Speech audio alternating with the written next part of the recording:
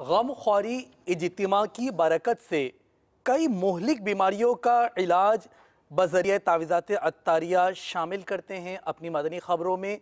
गमख्वारी इज्तिमा की मदनी ख़बर।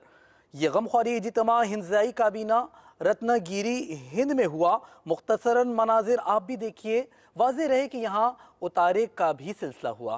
करते रहो ये दिल से दुआ मेरे भाइयों, सगे अत्तार को दे मौत, खुदा कुए यार में तेरा हो ये दिल से दुआ मेरे भाइयों, सगे अत्तार को दे मौत, खुदा कुए यार में बदकार को दे मौत, खुदा कुए यार में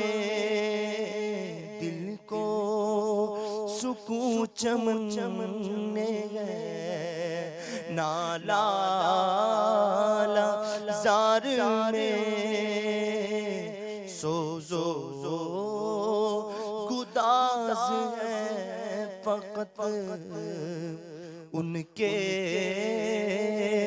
दीयार में।